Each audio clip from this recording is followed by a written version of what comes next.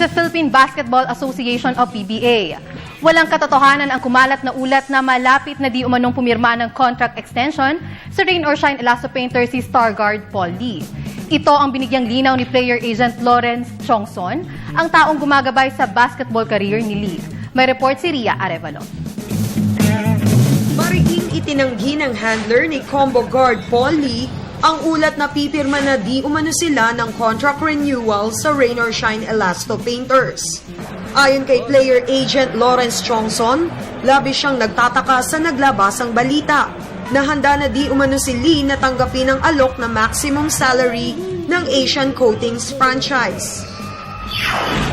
Hindi ko yun. Monday pumunta akong Bangkok. Sunday, Chamba, nag-ticket dito sa Raymond sa Andredos. Nakapag sakto, nakapag-usap naman na feel ko from day one.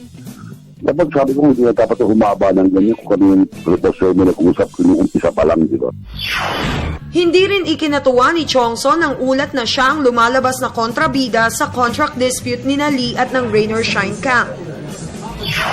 Isang kontrabida, may isang hindi disensyon pamilya, may isang hindi mabait. Sino pinapatukuyan nila? Kaya labasin, nagpunta si Paul, pinatawat na, bata yan. Parang ganun lalabas, di ba? Di magbubukas kasi tanga sa publiko, di ba? Ang kontrata ni Lee sa Elasto Painters ay nag-expire na noong 1 buwan, pero hanggang sa ngayon ay hindi pa malinaw kung mananatili pa o kakalas na sa koponan ang 6'1" Tondo Manila Pride. Para sa Telebisyon ng Bayan, Ria Arevalo, PTV Sports.